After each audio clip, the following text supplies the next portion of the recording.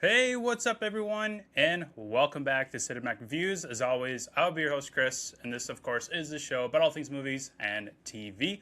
Well, today we're going to continue our MCU marathon in preparation for Avengers Doomsday, which is set to release on December 18th. We're only a few months away, thank God. It's killing me not being able to watch that movie, especially with the newest trailer dropping. I'm sure we'll get more footage and trailers as we go along, including the San Diego Comic-Con, which is going on right now. I hear that there's new footage being shown there, and we'll wait to see for it to hit the internet and see if any more trailers or movie clips appear from that. But today, our feature series is She-Hulk, Attorney at Law, the attempt, I should say, to continue the Hulk storyline in the MCU. Now, I have a lot of thoughts, mostly bad thoughts on this series, but we'll dive into that, of course, with iconic scenes, legendary lines, behind the reel, and the popcorn rating, MCU ranking, all sorts of stuff to talk about on today's show in regard to She-Hulk. Before we dive into that, though, I do have a bit of news and one reaction today, so we'll talk about that as well. Before we get into all that, though, a couple reminders at the top of today's episode. You can watch the show every week on YouTube and Spotify. For Spotify, just search for Cinematic Reviews, and you can watch the show on there. You can also check out the YouTube channel, The Cinematic Reviews.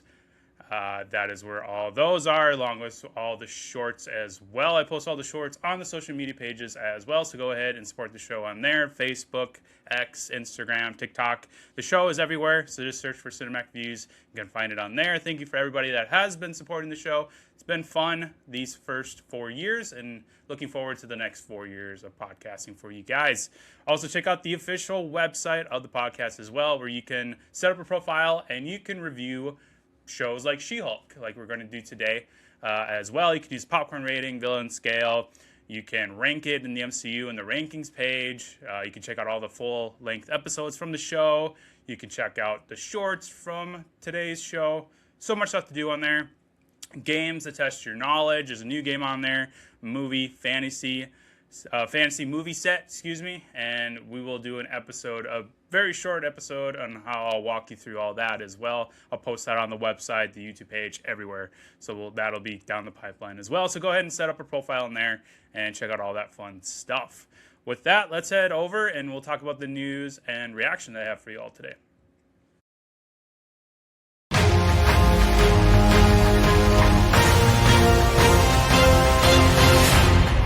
Okay, first up, we have the news item that just broke, I think yesterday or the day before.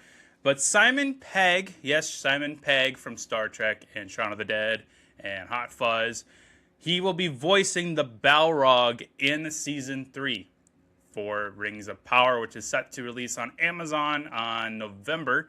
So go ahead and check that out. He will join a large cast with Galadriel coming back, Elrond coming back. They have Gandalf coming back. I posted a picture of what Gandalf will look like in the show on social media as well. I'll post this as well for anybody that wants to take a closer look. But Simon Pegg will be voicing the Balrog in Rings of Power Season 3. I'm not sure what to think of Season 3. Rings of Power is a show that I've been kind of up and down with. Season 1 was very time-consuming and very dry. It wasn't up until like the final episode of the Season 1 that I really got into the show. Season 2 was a little bit better, but it was still kind of bland in the story department. It's a large, epic scale show, of course, so it's visually pleasing to the eye. But as far as the substance, that is where it's lacking. We'll see if Season 3 can resurrect this show for fans, but for so far, 2 seasons in, not a good representation of the Lord of the Rings franchise. Unfortunately, we also do have the Hunt for Gollum movie coming out as well. So lots of Lord of the Rings content coming our way. And of course, we will be talking about it on the show, along with Season 3 when that does air. But Simon Pegg, I think, would be a good choice for Balrog. I'm not sure what his voice will sound like. You know, he's a very talented voice actor with different dialects and accents and things that he could do. He lent his voice in Star Wars. Of course, he's acted in Star Trek and all those other great movies from his career. But we'll see what Simon Pegg brings to the table as far as the Balrog. if I remember right, he did not speak in the Fellowship of the Ring at all. He was just kind of in and out of the picture. But very excited for Simon Pegg to jump into another blockbuster franchise. All right, today's reaction is from Netflix. So Netflix has a new series out called The Hawk. This stars Will Ferrell as Lonnie the Hawk Hawkins, a kind of rundown, overrated veteran golfer. This show didn't really catch my radar until recently. It came out, I think, last week. Let me check the date here real quick. I believe it was July 16th is when this came out. It was a pretty short season. It only had about 9 or 10 episodes. The episodes aren't too long. But as far as the show itself, Will Ferrell, this is one of the worst shows that I've ever seen. This is Will Ferrell's worst performance in anything in his career. I don't know what has happened to him. I don't know why this show captivated him so much, because there really is nothing there. This could be his sad attempt at competing for Happy Gilmore. You know, maybe he's thinking that, Adam Sandler, he has a golf movie on Netflix that was a huge hit. Owen Wilson has his golf series on Apple. So Will Ferrell's probably like, well, maybe I should have a golf show. You know, that seems to be a big thing now. And this show is terrible, guys. It's really bad. There's really nothing as far as comedy or any sort of heartfelt message coming in here. It's literally Will Ferrell just trying to create his own version of Happy Gilmore, Caddyshack, whatever you want to call it. And it's so bad that I had to create a new popcorn level on the popcorn rating. Yes, there is a new popcorn level called burnt popcorn, and this is definitely 100% a burnt popcorn show. It is terrible. None of the jokes hit. The cast is very terrible. The story, the substance itself is not entertaining. It's not heartfelt. It's just a show from start, middle, and end. Terrible, terrible, terrible. Molly Shannon shows up in here. She's always hilarious, you know, along with Will Ferrell with their SNL days and some of the other projects they've done together. She's great. She's a comedy legend. But I didn't find her entertaining at all in here. She wasn't funny. Same with Will Ferrell. Wasn't entertaining. He looks bad. He's in this goofy-looking hairstyle with the dyed eyebrows and the goatee, the terrible outfits that he's wearing. It just looks bad. He's got the hawk on his little hat visor that he wears. It's just, like I said, it's a sad attempt at making his version of Happy Gilmore, and it was a miss for me. It's a huge miss. It is a burnt popcorn series. But if you are curious on what is all the rage about the Hawk in a bad way, check out The Hawk on Netflix today. All right, let's take a quick break, and then we'll dive into our featured series today, She-Hulk, Attorney at Law. This episode is brought to you by Dubby Energy. Still drinking energy that quits before you do? Stop crashing, stop shaking, and start performing. Meet Dubby Energy, clean energy made for gamers, creators, and anyone who refuses to slow down. With zero sugar, no jitters, and no crash, Dubby keeps you locked in whether you're grinding ranked, streaming for hours, or pushing through those late nights. There's no crash, no fade, just gas. Drink different, perform better. Grab Dubby Energy and use code Cinematic10 to get 10% off your order today.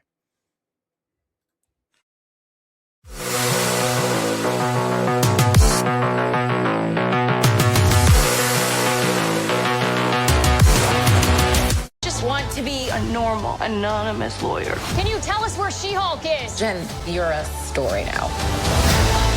Girl, your ass looks crazy right now. You could be an Avenger. Oh, I'm not a superhero. That is for billionaires and narcissists and adult orphans for some reason.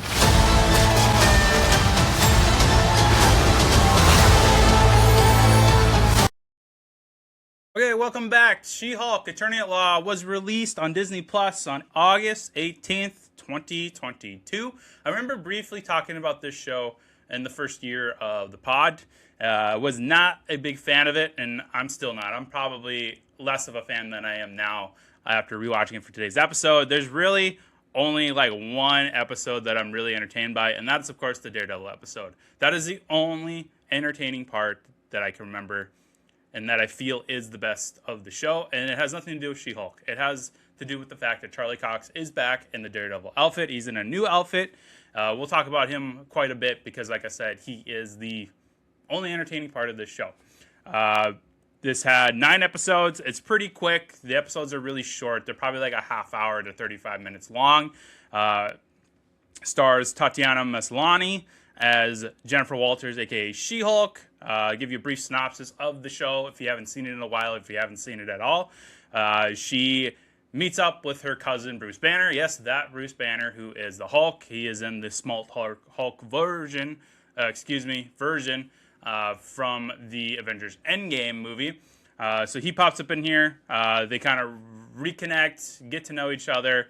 They're driving around the road. There's a car crash, and his blood ends up getting mixed in with her blood, which turns her into She-Hulk. Well, this kickstarts the training program that Bruce must put Jennifer Walters into, where she needs to learn how to be a Hulk. Then eventually she gets fired from her job for being the Hulk, and then another firm hires her on because she's the She-Hulk. They only want the She-Hulk as the attorney for superhero cases and things like that. So that's kind of where the series leads into. It's her picking up different cases. It's almost like a case of the week type thing. We get Abomination back in here, so that's one of her first cases, is she has to represent Blonsky, who has apparently escaped from prison, but he had a little help, and that is from none other than Benedict Wong. Wong from the Doctor Strange part of the MCU is back, and he is using Blonsky as a kind of a weapon in taking down the dark arts. Eventually, she ends up meeting our villain of the show, Hulk King, who ends up being Todd, one of the clients that is represented by her firm. He ends up formulating his own version of the Hulk formula, and he turns into a Hulk as well. It's pretty bad. It sounds ridiculous as I say it, but trust me, this is exactly how the show goes. In the middle of all that, she ends up running paths with Daredevil. They have to take down Leapfrog, who is actually a Daredevil villain, and they end up having this connection together and sleeping together, and then I guess they kind of date for a hot second, and then when Daredevil Born Again comes out, they completely wipe out the fact that he was hooking up with She-Hulk at all. The MCU has pretty much erased She-Hulk at this point. There has been no mention of She-Hulk past this show, and it's probably because of all the backlash and all the negative audience reactions to the show, like the one that I'm going to give today. I'm going to be pretty negative on this show, except for the Daredevil stuff and a little bit of the Small Hulk stuff. But this is a really, really bad Marvel project. This should have been a 2-hour movie, and I think the writer should have done a much better job with this show. I mean, the CGI looks terrible. I mean, She-Hulk herself looks terrible in her own show. Like that, right off the bat, is no bueno. So let's run through some more of the cast before we dive into everything. So like I said, Tatiana Maslany plays Jennifer Walters, who is the alter ego to She-Hulk. Wasn't really familiar with Tatiana Maslany other than this show. Looking at her kind of filmography projects she's been a part of, she was in Stronger alongside Jake Gyllenhaal, which is really the only other project I know of her, but I didn't see that movie until after She-Hulk came out. I was a little late to that party. It looks like she lent her voice to the Invincible show on Amazon. She was in a few episodes of Star Trek Starfleet Academy. But really, that's pretty much it. Looks like she was in Orphan Black. She was in a movie called The Keeper. But I think she's going to mostly be well known for is Orphan Black and She-Hulk, and then maybe that Stronger movie with Gyllenhaal, which is based off of a true story on the Boston bombing. But she herself in here was okay. She's serviceable as Jennifer. She didn't blow it out of the water. She didn't give incredible performance to where we needed more of her. She did okay. She did a serviceable job for the show. Of course, it all comes down to the writing, the dialogue that they gave her, the direction that the directors gave her as portraying Jennifer. To be honest, she is just a horny attorney that works too much and just can't seem to catch a break with the dating pool. And they make it very well known that that is who she is in the show. We really don't see any sort of character arc with her, which is unfortunate because that's what you want from your leading character, is to see some kind of character arc, and didn't see one whatsoever. The episodes that I enjoyed her with was how she interacted with Daredevil, but even there, some of the dialogue that she was given was not what we wanted from a She-Hulk. Emil Blonsky, aka Abomination, comes back, played by once again by Tim Roth, who portrayed the character in the Incredible Hulk movie. So that's kind of how we're tying in the Hulk movie with the rest of the MCU. We have Nikki, who is pretty much the best friend to Jennifer. She is a character that was completely made for the show, along with the Madison character, who has become quite a fan favorite.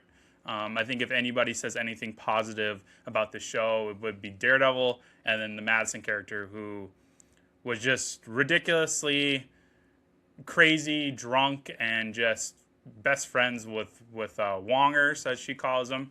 But she became a fan favorite. She was also created specifically for the show. That is not an actual Marvel character. We're introduced to Pug, who is another kind of attorney or assistant at the firm. He kind of joins the little group, the She-Hulk gang. We have Titania, who is kind of a side villain to She-Hulk. She's got super strength and things like that. She's into the whole influencer world. So that's kind of their Marvel's injection of the real world, is how influencers and that whole world is incorporated into the Marvel world. That is her. She's an influencer. She tries to basically steal the She-Hulk brand for her brand so that she can make more money and make a business. Like I said, Todd, aka Hulk King, appears here. Eventually he is revealed to be the villain. Really a big douchebag. He ends up going on like a speed date with She-Hulk. Very off-putting.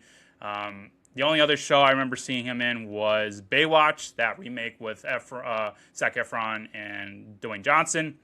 He played the overweight, goofy lifeguard that finally joins the team. And here, I liked him much better in Baywatch. I thought he was actually pretty hilarious in that movie. And here, I found him not funny at all, not entertaining whatsoever. This probably could have been a more established actor. If this was indeed going to be the villain of the show. Like, this should have been somebody more, like, if they wanted to go that route, they probably should have gotten like Josh Glad, or I don't know if he's into superhero movies, but like could have been like a Jonah Hill character or somebody like that, you know, somebody with actual comedic chops and is a much more established actor that people can get excited about being in a Marvel show. Like I said, Wong, or Wongers, as Madison calls him in the show, played once again by Benedict Wong, the Sorcerer Supreme. As he's jumping around, he's pretty much here to answer for why he had Abomination broken out of prison. Well, he needed him to fight the dark arts in some kind of cage match that we saw in Shang-Chi. So this is kind of where they tie in the Shang-Chi movie as well. But it's great seeing him. He's kind of like that Phil Coulson character where he's jumping around different projects, connecting the world. Same thing with Matt Murdock, aka Daredevil, played once again by Charlie Cox. He pops up in here to kind of this was at the time where they were slowly bringing in the Daredevil show from Netflix.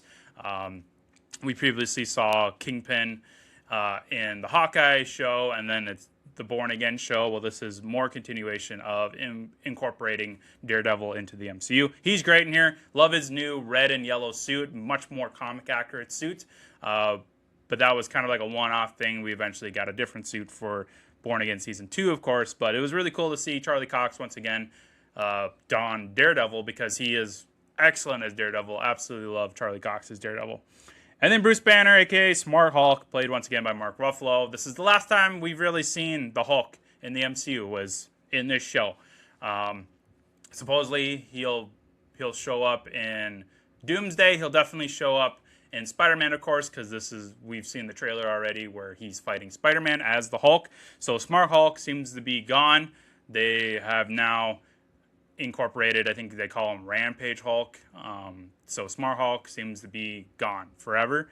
Maybe not forever, but at least for the Spider-Man movie, he will not be Smart Hulk. Again, he's got that weird scene at the end where he's like, "Hey, everybody, here's my son Scar from whatever relationship he had on Sicario."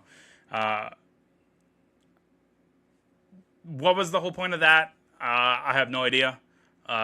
This was back in this part of the Phase 4, Phase 5 era where they were trying to find successors to the original 6 Avengers. Maybe they thought Scar would, take over the Hulk role in later Avengers movies. It's another one of those post-credit finale moments in a show or a movie where just they haven't really built on it, meant nothing, just kind of like a teaser for hardcore Marvel fans. To me, it's pretty much just a useless scene. Like, we didn't need that. Could have just had Bruce show up at the picnic and say, "Hey, I'm back from whatever I was doing in space. Let's party it up." But this is the only time that Daredevil and the Hulk have shared a screen together, and it's really unfortunate that it had to be this kind of scene where they introduce his son and then goes nowhere. It was a pointless scene, but still really cool to see Hulk and Daredevil share a screen together. All right, a couple of little nitpicks here, and then we'll dive into iconic scenes, quotes, and some things that you might not have known about the show. So, fourth wall breaking technique. This, of course, is canon to the Marvel Universe. She-Hulk can break the fourth wall, just like Daredevil. It's cool. It's a cool technique. I do like that they incorporate it in here.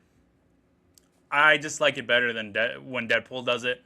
To me, Deadpool is the OG fourth wall breaking character. Now, we have 2 characters in the MCU that can fourth wall break. It could get kind of messy if they do decide to bring back She-Hulk. From what I'm seeing, I wouldn't be surprised if we never see She-Hulk again in at least this time frame of the MCU. It could be 5-10 years down the road where they try She-Hulk again. But as far as Tatiana Maslany playing She-Hulk again, I think this will be her one thing that she does. Maybe she pops up in Doomsday. Maybe she pops up in Secret Wars. I don't know. But the fact that we now have 2 fourth wall breaking characters in the MCU can get messy. But like I said, I do love the technique. Ryan Reynolds as Deadpool did a fantastic job. I love it when movies, outside of the MCU do fourth wall breaking. A classic one is like Ray Liotta in Goodfellas, which I just watched, kind of having a mini Scorsese marathon. And then, of course, Leo DiCaprio does it in Wolf of Wall Street, kind of like an homage to Goodfellas as well.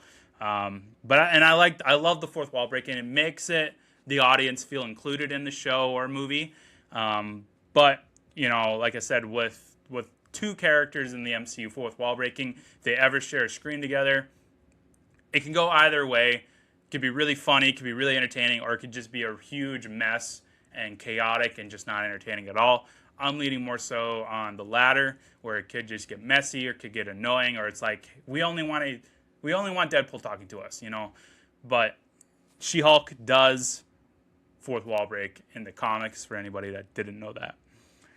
Terrible CGI. I brought this up already, but not just She-Hulk herself, but just overall in this show, the CGI is pretty terrible.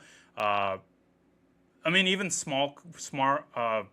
Bruce as Smart Hulk looked really, really bad. And some of the other action set pieces, like when Daredevil shows up, some of those, I know they have a TV budget, but it's like, come on, really? Like, this is where I really think it should have been just a 2-hour movie, because then they probably would have had that movie budget behind it, and She-Hulk would have looked better. Daredevil would have looked better. Smart Hulk would have looked better. Todd, if you wanted to go that route, still with Hulk King turning into a Hulk, would have looked better.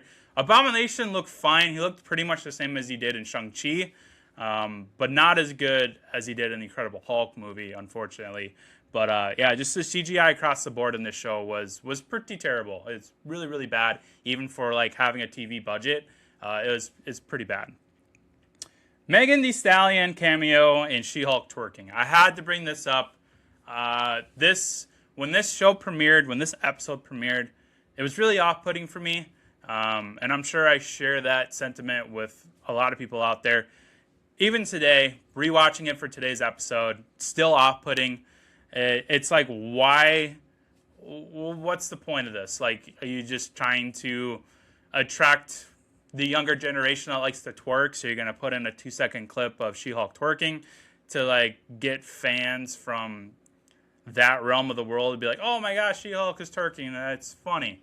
No, I just find it annoying, and I find it kind of distasteful, really.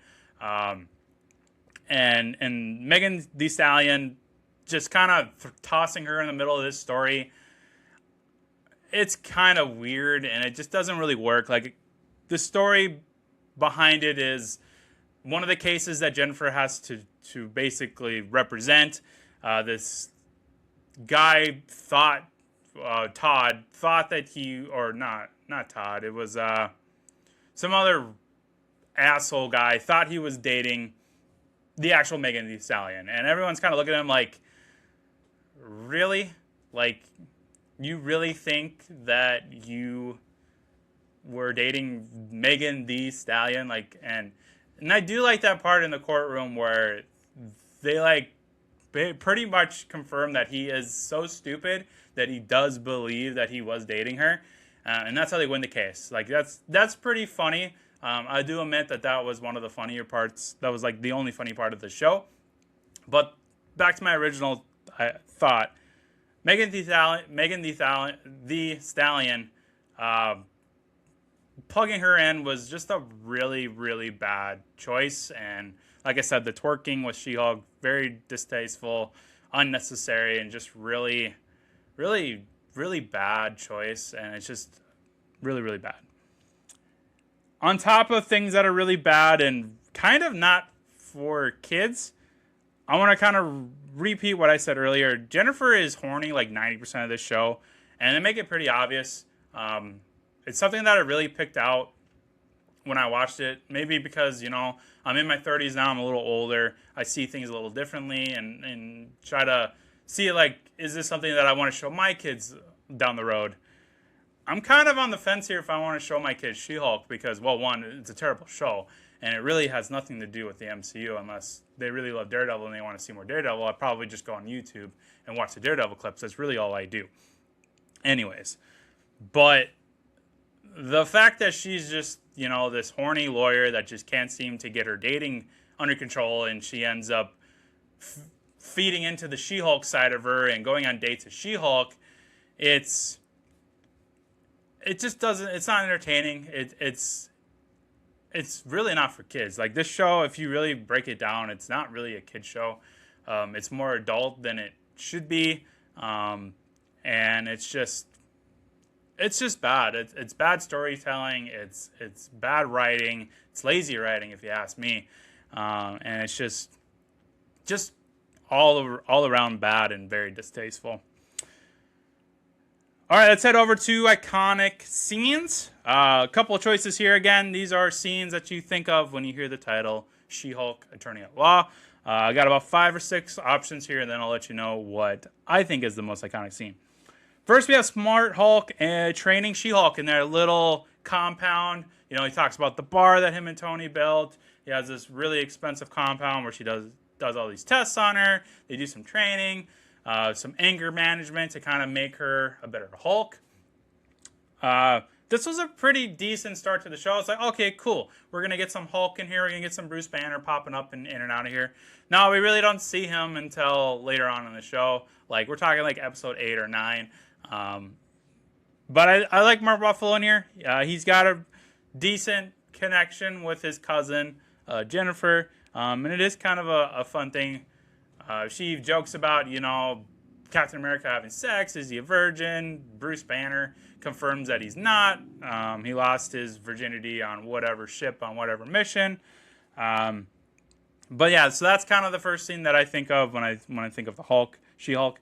The Emil Blonsky trial. This is a pretty crazy episode where they're in this. I don't know how to describe this. It's like a jail cell, but it's like you can just fit a bed, and that's about it in there. He's got his wives there, or his pen pals, that he's going to start this kind of commune with. He's a weird freaking dude. But, I mean, he didn't do anything wrong. Wong's the one that broke him out of prison. He thought he was doing a good deed, helping out the Sorcerer Supreme and fighting whatever mystical enemy that he needed to do to help the world. And he's fully, made amends for everything he's done as the Abomination. He wants to move on. He's got a piece of land. He wants to start this commune. He wants to help people control their powers, control their emotions, and he wants to be a good guy. And I'm thinking to myself, like, Jesus, do I actually feel something for Emil Blonsky after he's been trying to kill the Hulk all that time? I like Tim Roth. Not his best performance. But hey, it was entertaining enough to make it iconic for me. The group session at Emil's Center. This is actually pretty heartwarming scene. Like, there's not going to be a whole lot of scenes that I actually like in this show, but this is one of the few where She-Hulk, Jennifer's kind of stranded at the center that Emil Blonsky has set up on his farm. She meets the rest of the group there. You got like Bull Man. Got this guy that says he's not a matador, but he's dressed up like a fucking matador. You got this guy in a ghillie suit that can't seem to take it off with the mask. You got a guy that thinks he's a vampire. You got another guy that tried to rob Jennifer early on in the show, and they kind of make amends. Like, it's quite an interesting group of characters, but they had a really good message there where they helped Jennifer realize that, She-Hulk's great, but you have to be with somebody that's going to like Jennifer as well, and not just She-Hulk. You're two people now. You're not just She-Hulk. You're not just Jennifer. The person that you need to end up with needs to like both sides of you, and you need to be okay with that as well. Like, you need to be okay with being Jennifer, and just like you need to be okay being She-Hulk when you need to be. And it was actually a pretty touching moment where they help her realize that, she needs to embrace both worlds that she's living in now. And then the next one I have is, of course, Matt Murdock showing up at court, which is where the show really gets entertaining for me. Because, like I said, I love Charlie Cox as Matt Murdock. Put him in everything. I loved it when he showed up in Spider-Man. I love the Born Again show. I hope he teams up with more of the Avengers, specifically Spider-Man, because I think him and Spider-Man would be great together. But him showing up was really cool. It's like, holy crap, we got Matt Murdock in the house doing his court stuff, which I wish we would have gotten more of in the Daredevil show. But it's really cool to see Charlie Cox kind of stretch his Matt Murdock legs and perform in court as Matt Murdock. It's really cool. And then Daredevil joins She-Hulk against Leapfrog, kind of the side villain that they're going after in one of the episodes. They got a really cool interaction together. She-Hulk, Daredevil beating the shit out of Leapfrog's minions. They take down Leapfrog. It's a pretty fun episode. It's probably my favorite episode of the show. The best one, I think, out of all 9 episodes for sure. They eventually, have drinks and they hook up, and he does a little walk of shame in his Daredevil, which I thought was kind of ridiculous, but I get it. It's supposed to be comedic, but I do like Daredevil showing up in there. And then the last one I have is She-Hulk invading Marvel Studios and meeting Kevin, but not Kevin Feige. It is the AI Kevin that supposedly writes all the projects for the MCU. This was actually an interesting way to incorporate into the show. I remember when this episode premiered and it went back to the Marvel screen on Disney Plus. I thought my TV was broke. I thought Disney Plus was broke. But then we hear She-Hulk's voice, and she kicks over the She-Hulk panel and swings over into the Marvel assembled Marvel Studios little documentary tab on Disney Plus. That was pretty cool. CGI again could have been a lot better, but that was a pretty neat idea of having her pop out of your Disney Plus and going into a new one, kind of breaking that fourth wall. Then she ends up at Marvel Studios, which is pretty cool. She beats the shit out of some Marvel security guards, which is like, oh, okay. Those guys are definitely going to the hospital and lawsuits are going to be filed. But hey, and then she ends up meeting Kevin, this AI program that supposedly writes it. It's obviously a dig at Kevin Feige. It's even got the little hat on the face of the AI machine. But that's a scene that I definitely think of when I think of She-Hulk Attorney at Law. I think it's pretty iconic. But I think the most iconic scene is going to be obviously the Daredevil, teaming up with Daredevil, She-Hulk, and him fighting the Leapfrog goons. That's the part that everybody talks about. It's the part that I talk about the most. It's the part that I think is the best of the show. When I hear She-Hulk title, that's where my mind immediately goes to is Charlie Cox in the yellow and red costume fighting bad guys alongside She-Hulk. So that is what I think is the iconic scene of the show. Legendary line. Couple of options here, and then I will give you what I think is the most legendary line of the show. This one from Smart Hulk. When people start to see you as a monster, that never goes away. Morris Walters, who is Jennifer's dad. The Hawkeye guy. What happens to those arrows of his? I mean, does he go around and collect them when he does? I mean, it's an honest question. It's a pretty good question, too. Like, does he go back and take the arrows away? Does he just leave them? It's an interesting question. This one from Madison. Madison is with 2 N's and 1 Y, but not where you think it is. Goofy line, but, she became a fan favorite after that. Luke Jacobson. Everything I make stands up to the highest combat standards. I don't make basic shit. So Luke is the tailor for superheroes, basically. He makes all the costumes for the superheroes. He's got a new suit for Daredevil that we see. He makes the new suits for She-Hulk and Jennifer. It's interesting that they made this character make the suits when they couldn't have just brought that guy from the Daredevil show on Netflix to do it. They didn't need to necessarily make a whole new character. They could have just brought over him from the Daredevil show on Netflix. But hey, whatever. I don't write for Marvel. Maybe they just wanted somebody like a RuPaul. He reminds me of RuPaul, so that's probably why they did it. They wanted like a next top model like Phil, I'm sure of it. This one from She-Hulk. I don't need you to point out my obvious mistakes. I have my mom for that.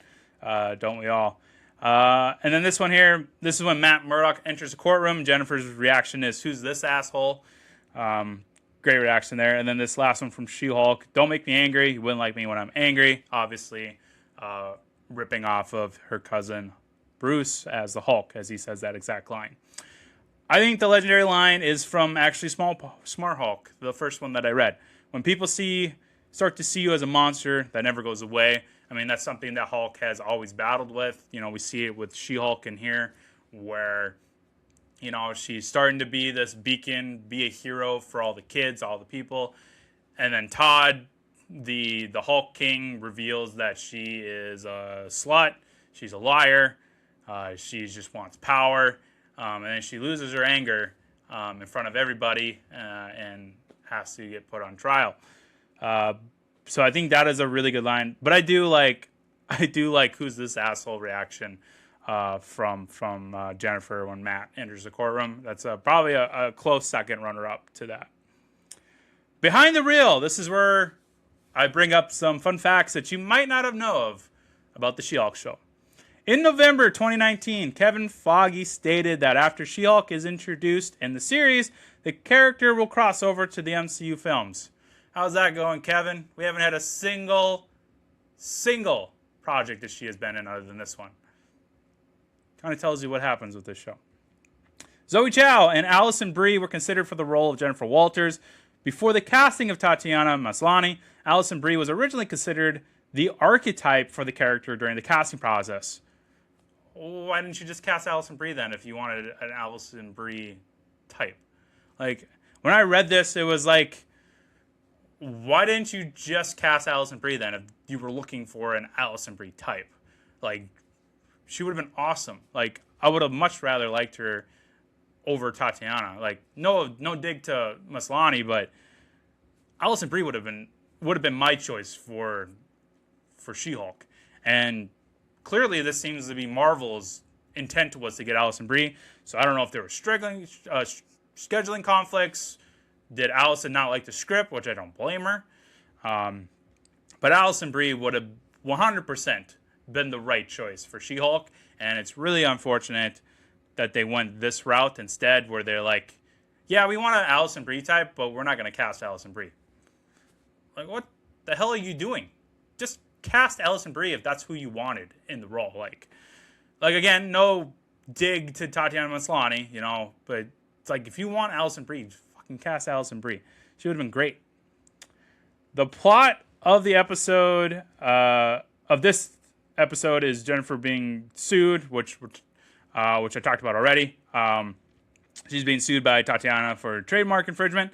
Well, actually, in real life, the She-Hulk character was created by Marvel precisely to basically prevent any legal situation with the producers of the Incredible Hulk series that was on TV in 1977. The creators of the series were rumored to be considering creating a female version of the Hulk for that show, which would have been owned by them rather than Marvel. So Marvel's like, shit, we got to create a She-Hulk character before the TV show does. So that's kind of like a wink, where they have an episode for She-Hulk's trademark infringement. It was kind of like a wink to how Marvel got theirs. And then the sound effect of Leapfrog's jet boots breaking down is the same sound effect from the Millennium Falcon breaking down from Star Wars Episode 5, The Empire Strikes Back. So that's pretty cool. Bringing in some sound effects from Star Wars, the king of movies. So yeah, as you can tell, I did not like She-Hulk whatsoever. The only parts of the show that I liked was the Daredevil episodes and that beginning scene where you get the training with Smart Hulk, because it's cool to see Bruce Banner and the Hulk in the MCU. But yeah, this is really bad CGI, really bad storytelling, not really any character arcs whatsoever. Just a bad show through and through, and it's really one of the worst Marvel projects for sure. It's just really, really unfortunate that this is the She-Hulk that we got in the MCU. Should have been much better. Should have had Alison Brie in there. Like, it's just really frustrating that this is the version of She-Hulk that we got. Because She-Hulk is a great character. She's really cool. I've read some of the comics. I've seen some of the research online, just getting more familiar with the character. It's just really unfortunate that this is the version of She-Hulk in the MCU. It's really unfortunate. All right, let's end the show like we always do with the rankings. We'll talk the MCU ranking, the villain scale, and of course, the popcorn rating.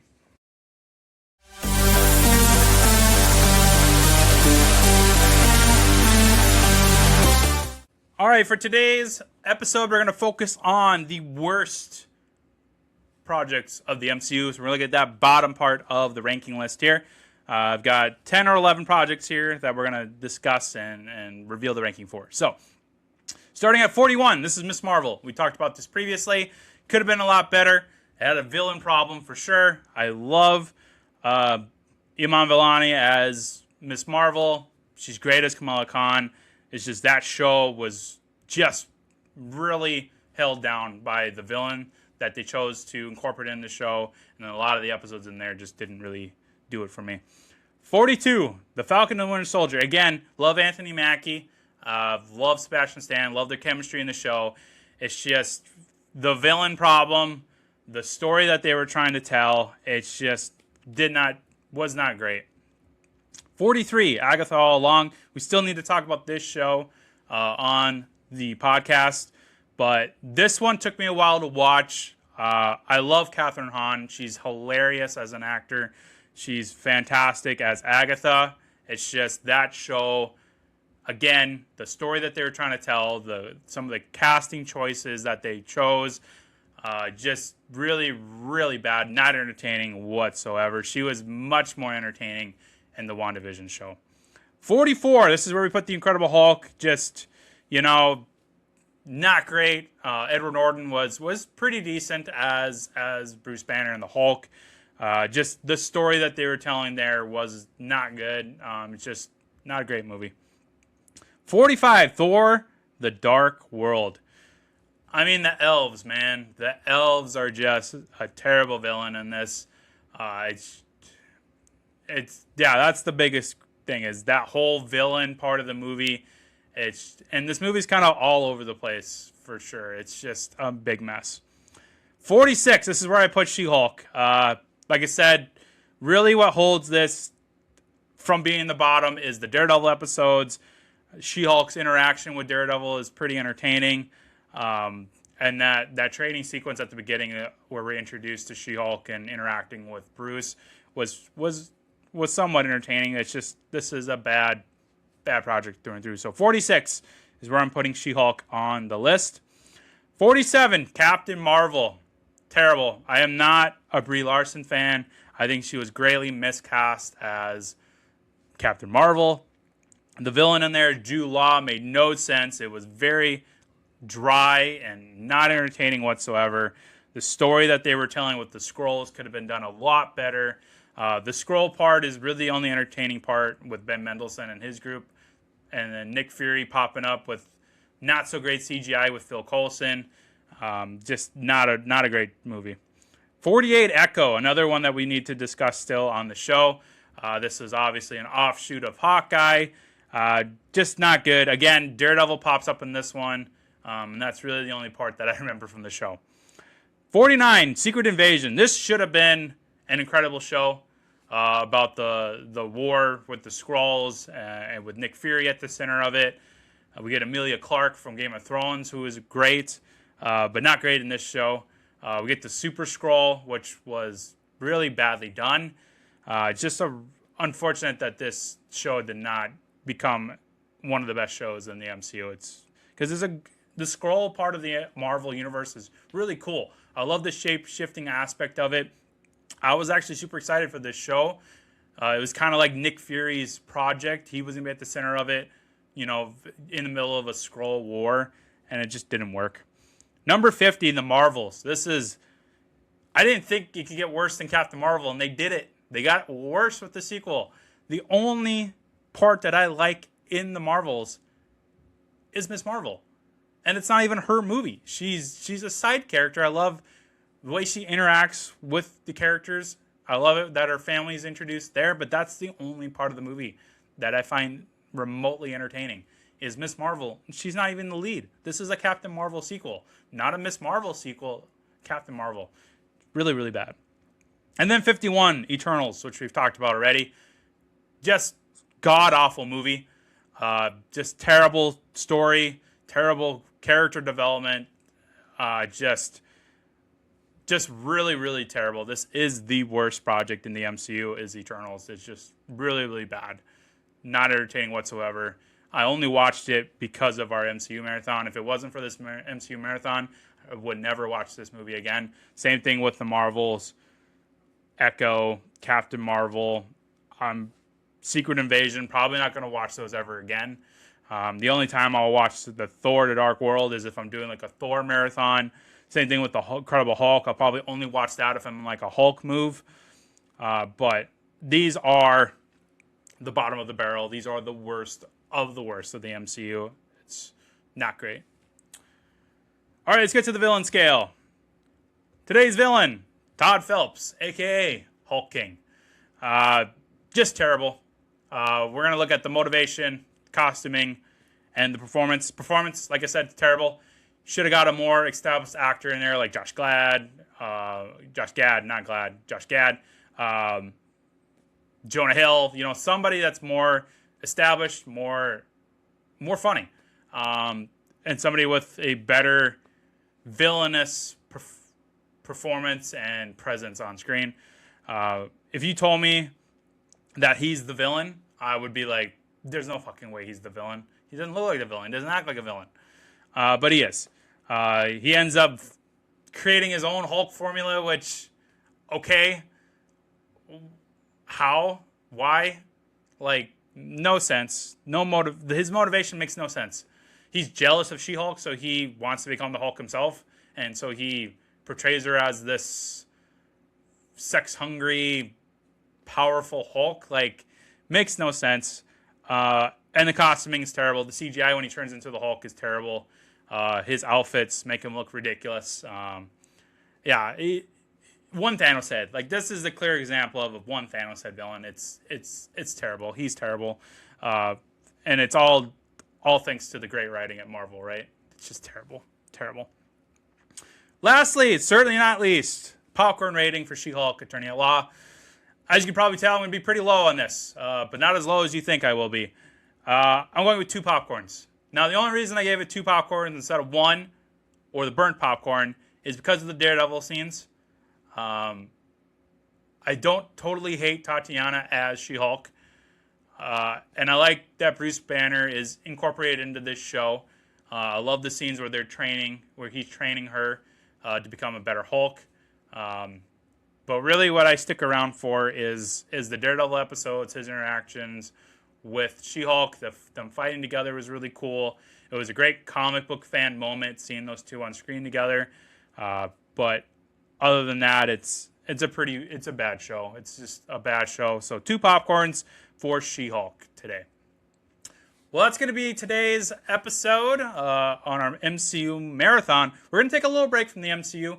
The next few episodes coming out we're going to finish up our Spider-Man marathon. So we'll have Spider-Man 3 and then the 2 Amazing Spider-Man movies from Andrew Garfield. So those will come out leading up into Spider-Man Brand New Day, which comes out next weekend, July 31st. That review episode will actually be live. So that'll be the first live episode of the podcast on YouTube.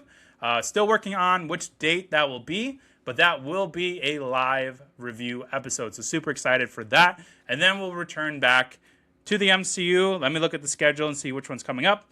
And we have Black Panther, Wakanda Forever. So I'm actually kind of excited for that one. I did enjoy that movie.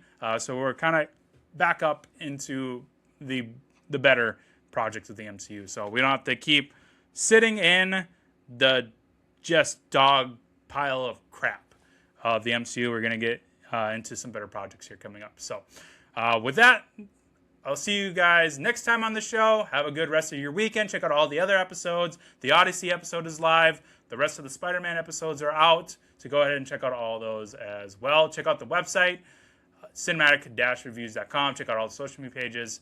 And we'll see you all later.